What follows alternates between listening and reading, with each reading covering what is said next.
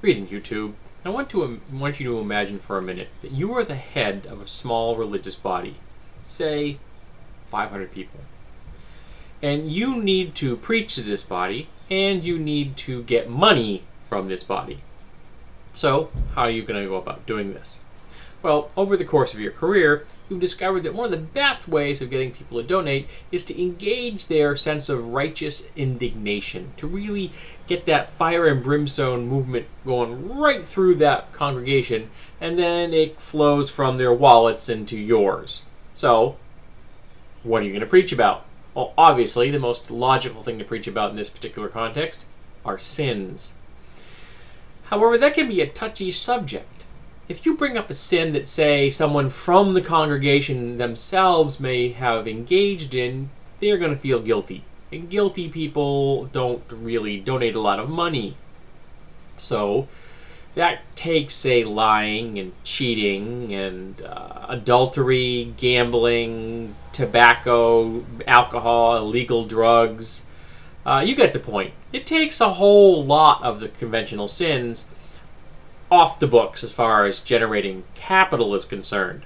What you need is a sin that is fairly rare, and yet everybody can get behind. So you flip through your holy book of choice, and the Lord doth deliver unto you homosexuality. Automatically, 90% of your congregation isn't engaged in it. Bingo. Alright? And if there are any members in your congregation that are engaged in it, they are not going to speak up because they don't want to be ostracized. They don't want to become social pariahs.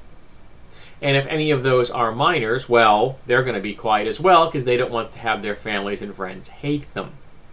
And as soon as they get old enough, they're more than likely going to leave your congregation. Perfect self-selection. Over time, there will be fewer and fewer people that are gay in your community, in your congregation. So that means that more and more of the people you'll be preaching to will get behind your position.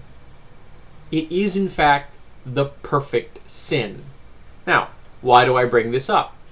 Well, it actually is something I've been playing with in my head recently. So I think someone mentioned this a few weeks back in some thread. But it's a really good way of looking at it. It really is the perfect sin for a preacher to go on about.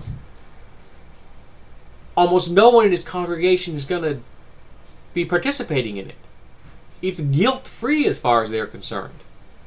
And anyone that is participating in it is, well, they view it as a sin. They're going to keep quiet. They're going to cheer along right with everybody else, or at least remain quiet. They're not going to disagree. So they can't lose. Everybody's happy. He gets a bunch of money because the people feel that he's doing the good work. They all get to feel a sense of righteous indignation.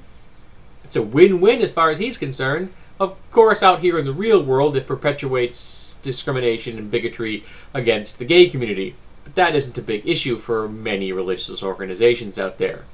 And in case anyone asks, the only sin that I recognize is willful ignorance, which is something practiced by a lot of organized religions every single day. And in case anyone else also is going to ask me, and I have been occasionally asked this kind of a question, of those classic 10 commandments that are so often spoken about here in America, I've broken 9 of them. Guess which one I haven't?